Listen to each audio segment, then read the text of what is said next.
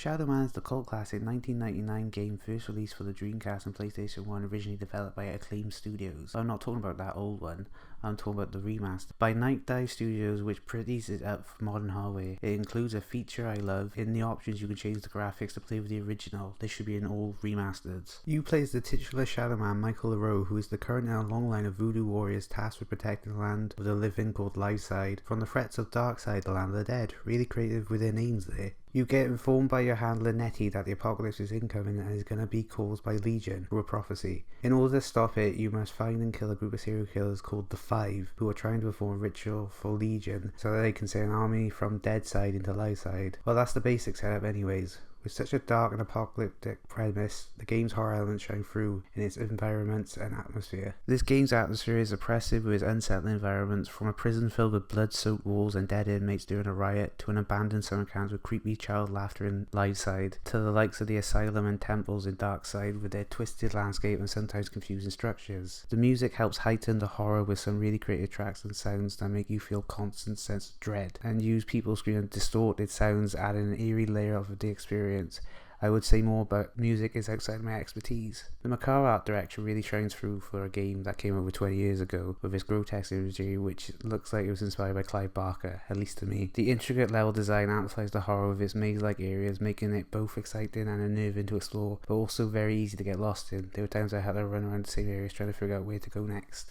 The meat and potatoes of this game is a non-linear exploration of the interconnected levels, looking for items, some puzzle solving and lots of shooting. The main items you are looking for are called Dark Souls, no not that one, which are used to unlock new areas and to power up your main weapon. You are also looking for Kadooks, which I always called hearts, I mean look at them, to increase your maximum health. They are scattered throughout the levels, hidden away in pots and hard to reach places. You'll also find a lot of weapons and items like keys and abilities in each levels, which when collected will unlock routes and doors you previously couldn't get into in other levels, like the ability to walk on fire, touch fire, swim in fire and climb waterfalls. Firefalls?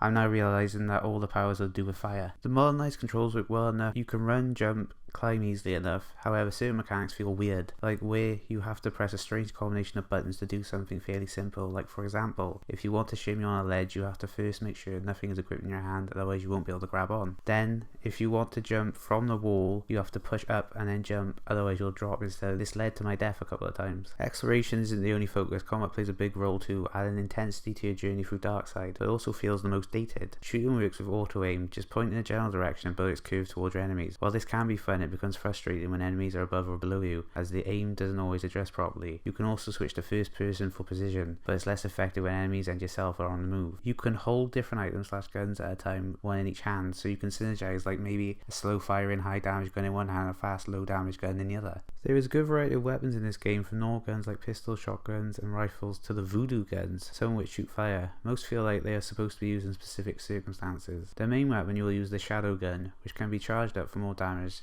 This can be increased by collecting Dark Souls. It is also the only gun with unlimited ammo, and for some reason I just have to hoard all the ammo in the game, even though there is plenty to go around, leaving half my weapons untouched. Why am I like this? This game has a lot of handy features where the map select screen will tell you what items you can get in an area, but it only tells you what items you can get with your current equipment, and updates when you get new stuff with a symbol on the map, so you never have to wonder, am I supposed to be coming back to this later? It's a godsend. Also, if you ever get stuck, you can normally go back to Nettie or the Irish snake with a skull and a top hat, who is your friend and will give you some general advice on what to do next. My biggest downside for this game are the bosses. They're quite simply poo.